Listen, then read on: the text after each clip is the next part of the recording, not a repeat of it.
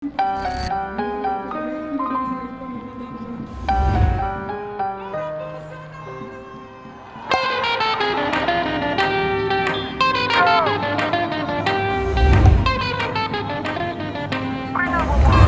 lindo demais, gente! Vamos fazer! Hoje começa o fim do governo de Bolsonaro! Vamos virar na rua! Aqueles que não aguentam mais o presidente delinquente, chefe da milícia, que boicotou deliberadamente a vacina. Pra que isso? Isso é uma palhaçada com o povo! Totalmente pacífico! Contra-atacar, contra-atacar, eu vou traçando vários planos pra poder contra-atacar. Contra-atacar, contra-atacar, traçando vários planos pra poder contra-atacar. Contra-atacar, contra-atacar, eu vou traçando vários planos pra poder contra-atacar. Contra-atacar, contra-atacar, eu vou traçando vários planos. Parece que o jogo virou, não é mesmo? Sim. É sobre o grande ato do 29 de maio, que pode ter sido o início do fim do governo genocida do Jair Messias Bolsonaro. É que nós vamos fazer o Fala Fernanda de hoje. Boa noite, gente. Oi, tá me escutando? Quase 500 mil de pessoas no Fora Bolsonaro do dia 29 de maio. O maior ato durante a pandemia e o mais nacionalizado, significou uma unidade entre uma juventude indignada, nós, partidos de oposição, organizações populares, mas sobretudo uma mudança de ânimo no movimento de massas no país, de milhões de brasileiros e brasileiras que não aguentam mais o governo genocida de Jair Messias Bolsonaro e que tentaram, durante mais de um ano, tantas outras formas de mobilização, como carreata, panelaço, abaixo-assinado, mas viram que enquanto ele seguia fazendo aglomerações, boicotando a vacina, fazendo protestos sem máscara da extrema-direita, não nos cabe nenhuma outra solução do que ocupar as ruas diante de um governo que é mais letal, ou tão letal quanto o vírus no Brasil. Não é à toa que vimos o desespero da família durante a última semana. Como diz o Marcelo de Dois, o gabinete do ódio nunca trabalhou tanto, tentando ver se dizia que não houve nada, ou se houve aglomerações. É muita hipocrisia, né, gente?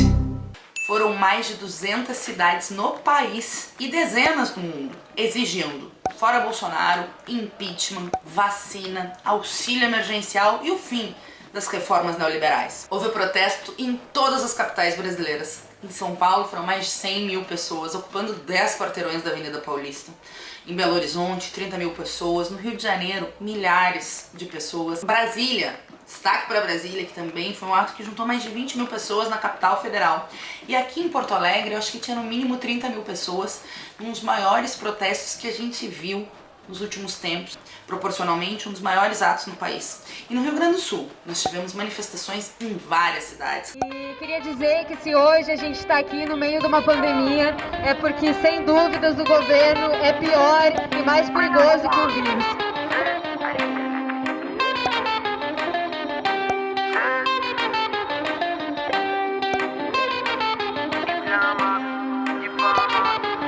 Não passa disso, não me engana, que eu sou sul-americano de Feira de Santana. Uma coisa que me chamou muita atenção foi o apoio social.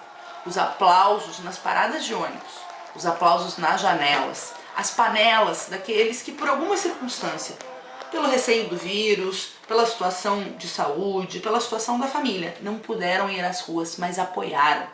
Além disso, a repercussão no Twitter mostrou que apesar de todo o empenho do gabinete do ódio para tentar nos tirar do Trending Topics, nós vencemos. Os robôs não são maiores do que o real, que é a nossa disposição de ânimo e o basta que o povo brasileiro quer dar nesse governo genocida.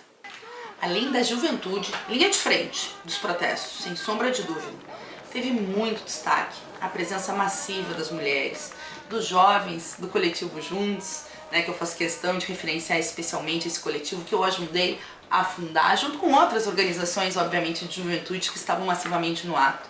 os trabalhadores da saúde, com o Sim de Saúde, os trabalhadores do IMESF, a FNL, que se mobilizou nacionalmente com uma coluna expressiva em várias cidades, organizações de camponeses que lutam pela reforma agrária, servidores públicos dos Correios, da Eletrobras, sindicalistas contra a PEC 32. Esse grande levante do 29M foi fundamental e nós temos um desafio enorme, que é transformar a CPI do Senado numa brecha de novo pelo impeachment. Mas a brecha pelo impeachment não vem das negociatas por cima, vem da mobilização e da alteração da correlação de força embaixo. Como disse a deputada estadual Luciana Genro. Hoje nós estamos marcando o início do fim do Bolsonaro. Amanhã vai ser maior, nós vamos continuar. Essas manifestações simbolizaram uma latência de muitos protestos que aconteceram na nossa história recente. O Ele Não, que foi a maior manifestação feminista da nossa história, protagonizada por mulheres, contra esse criminoso ainda na eleição em 2018. O tsunami da educação, que foi fundamental em maio de 2019, botar a bola no meio do campo, não só evitar o corte de verba nas universidades, que foi fundamental, sem dúvida, naquele momento, mas também fundamental para que a extrema-direita não avançasse na restrição das liberdades democráticas do país. Dos atos antifascistas, que aconteceram na esteira dos atos antirracistas nos Estados Unidos, depois do assassinato brutal do George Floyd, sem contar as manifestações aqui, em Porto Alegre, depois do assassinato brutal do João Alberto por seguranças do Carrefour. Atos que, todos esses que eu lembrei, que canalizavam a raiva, a indignação, a injustiça e que tinham uma latência das ocupações das escolas, do movimento feminista, do movimento LGBTQI+, do movimento dos negros e negras, movimentos potencializados pelas jornadas de junho de 2013. Os atos deram força, porque nós estamos dizendo, não dá para esperar 2022. Sabemos que nenhum governo cai de podre, é preciso derrotá-lo. Sabemos que a luta política pelo fora Bolsonaro é em 2021, porque esperar 2022 significa o nosso povo sangrar.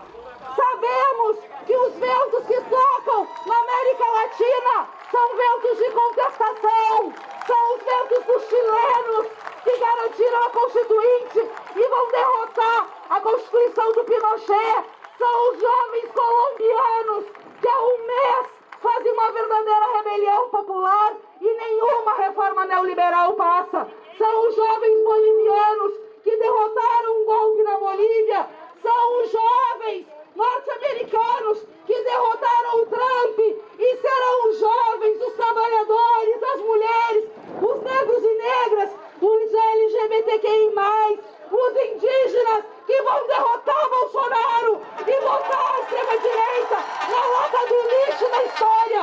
A tarefa número 0 é derrubar ou derrotar a extrema-direita. Mas a tarefa número 1 é avançar na taxação das grandes fortunas, na auditoria da dívida pública, na construção de uma agenda de reforma agrária radical, de reforma urbana radical, no empoderamento e na aceleração das lutas em defesa dos direitos das mulheres, dos LGBTQI+, do combate ao racismo estrutural. Nós sabemos que é fundamental derrotar a extrema-direita, mas não com retrovisor olhando para o passado, mas também pensando num novo futuro.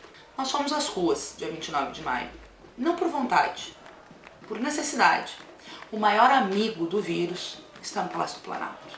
Enquanto eles fazem passeatas da morte, nós fazemos passeatas da vida. Não dá mais para esperar de braços cruzados. Os tempos são duros? São duros. Mas o 29 de maio nos mostrou que nós não somos poucos, que nós somos a maioria. Porque nenhum indivíduo muda a história, é sempre coletivo. Sabemos que o nosso papel é potencializar essa luta coletiva. Um beijo pra vocês, de quem também tá reconfortado. O Brasil é maior que o Bolsonaro. Nós não concordamos com esse sistema fascista, misógino. Uma manifestação muito forte que lembra as jornadas de junho de 2013. Nós que trabalhamos na saúde estamos exaustos nos hospitais, nos pronto-atendimentos, nas UTIs. E nós cansamos de receber só aplausos. Nós queremos receber reconhecimento. A área da saúde está lutando.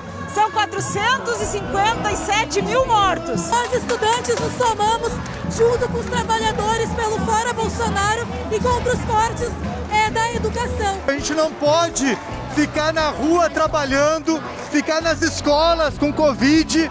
Agora só que vão vacinar os professores no Brasil. Tirar o Bolsonaro é uma tarefa da civilização brasileira. É importante a gente começar hoje e seguir essa luta nas ruas. Pelas vidas, pelos empregos, pela busca ao auxílio emergencial. E nós do hip hop não diferente, estamos aqui protestando pelos direitos do povo, pela luta e estamos juntos nessa manifestação contra Bolsonaro, contra o sistema fascista. É nós, estamos juntos. Vamos